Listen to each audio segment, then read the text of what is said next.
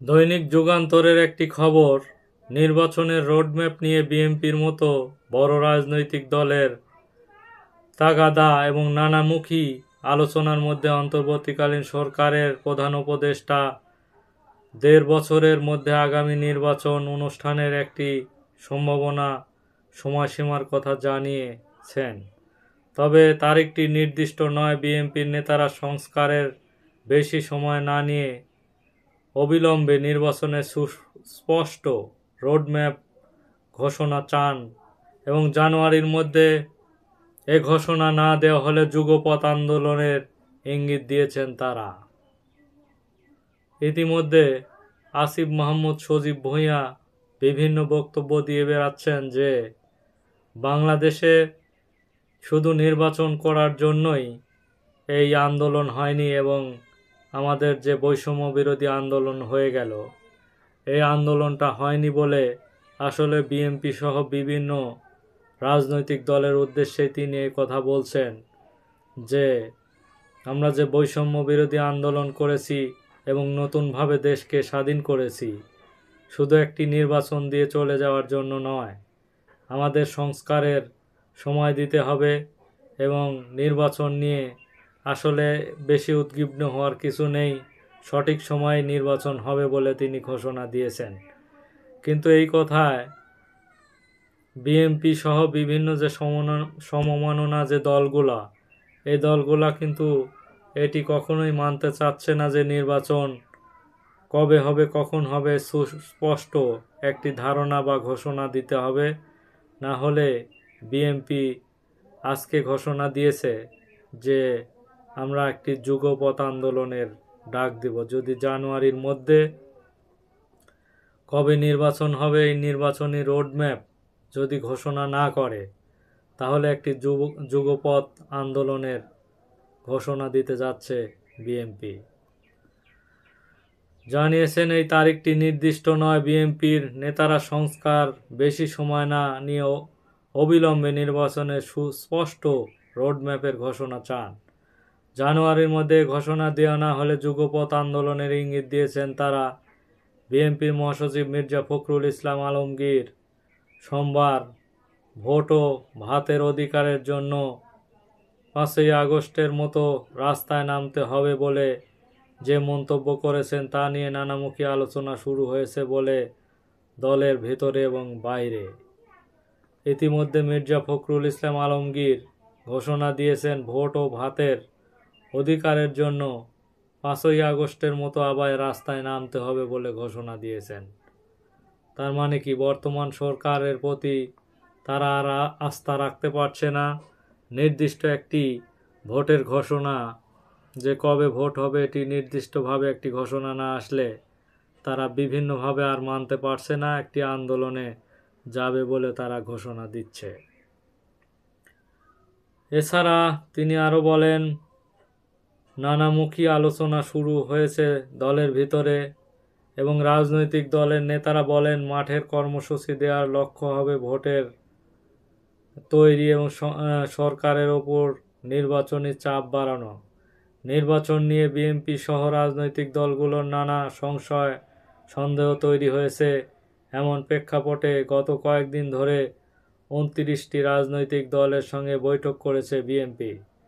প্রয়োজনীয় সংস্কার করে ২৫ সালের মধ্যেই নির্বাচন চায় দলগুলোর নেতারা।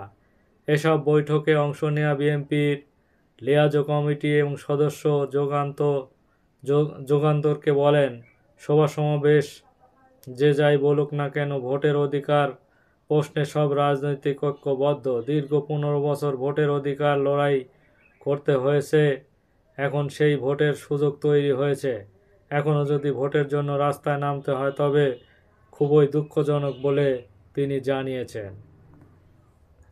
তাহলে বুঝতে হবে মৌলিকভাবে কোনো কিছু পরিবর্তন হয়নি। সুতরাং আশা করব রাজনৈতিক দলগুলোকে রাস্তায় নামতে হবে না। সরকারের রাজনৈতিক দলগুলোকে অবস্থায় নেমে আগামী বছরের মধ্যে জাতীয় নির্বাচনের উদ্যোগ নেবে বলেও তিনি আশাবাদ ব্যক্ত করেছেন।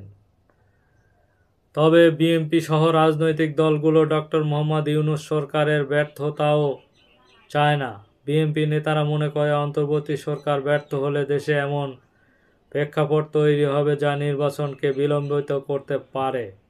এ বিষয়ে কয়েকটি দল ও মহলের কর্মকাণ্ড বিএনপি নিবিড়ভাবে পর্যবেক্ষণ করছে। বিএনপি মনে করছে কোনো মহল সরকারকে বেকায়দায় ফেলে বিভিন্ন পরিস্থিতি যাতে সৃষ্টি না করতে পারে সেদিকে বিএনপি কড়া দৃষ্টি দিয়ে বিষয়টি পর্যবেক্ষণ করছে বলেও জানিয়েছেন। এমন প্রেক্ষাপটের সময় ঠাকুরগাঁয়ে এক সভায় বিএনপির মহাসচিব মির্জা ফখরুল ইসলাম আলমগীর বক্তব্যে আন্দোলনের ইঙ্গিত পাওয়া গেছে।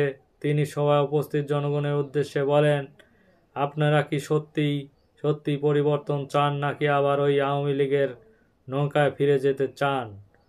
যদি পরিবর্তন চান তবে 5ই আগস্টে আপনারা যে রাস্তায় নেমেছিলেন আবার ঐক্যবদ্ধ হয়ে রাস্তায় নামতে হবে বলেও তিনি ঘোষণা দেন। তাহলে এই যে বক্তব্য, এটি কিসের ইঙ্গিত পাওয়া যাচ্ছে? তার মানে 5ই আগস্টে শেখ হাসিনাকে নামানোর জন্য যে বিভিন্ন আন্দোলন সংগ্রাম করতে হয়েছে, বর্তমানে যে ডক্টর ইউনূস সরকার, একটি অন্তর্বর্তীকালীন সরকার তৈরি হয়েছে, এ সরকারকে নামাতেও কি 5ই আগস্টের মতো তারা আন্দোলনের ডাক দিতে যাচ্ছে? ভোটের অধিকার, ভাতের অধিকার আদায়ের জন্য এবং ন্যায় বিচার পাওয়ার জন্য রাস্তায় নামতে হবে বলেও তিনি জানিয়েছেন। জানতে চাইলে দলটির স্থায়ী কমিটির সদস্য ইকবাল হাসান মোহাম্মদ টুকু যুগান্তরকে বলেন, মানুষ কখন ভোট দিয়ে তাদের নির্বাচিত সরকার এবং সংসদ গঠন করতে পারবে সেটি সরকার স্পষ্ট করেনি বলেই জনমনে এক ধরনের সংশয় তৈরি হয়েছে। কোনো মহল নির্বাচন বিলম্বিত করার চেষ্টা করছে বলে বিএনপি বারবার সরকারকে সতর্ক করে দিচ্ছে বলেও জানিয়েছেন। গণতন্ত্র মঞ্চের সমন্বয়ক বিপ্লবী ওয়ার্কার্স পার্টির সাধারণ সম্পাদক সাইফুল হক যুগান্তরকে বলেন, অনেকে বলার চেষ্টা করছে সংস্কার শেষ না হওয়া পর্যন্ত নির্বাচন নয়, যা নিয়ে বিভ্রান্তি তৈরি হয়েছে এবং সংস্কার তো একটা দীর্ঘমেয়াদী প্রশ্ন, এটা 71-এর ক্ষমতা বিলম্ব করতে তৎপরতা কিনা এটা বোঝা যায় এই ইস্যুকে সামনে রেখে দায়িত্ব করার জন্য। তাহলে রাজনৈতিক দলগুলো দূরত্ব এবং সন্দেহ অবিশ্বাস বাড়বে, এটা কাউকে হতে দেওয়া যাবে না।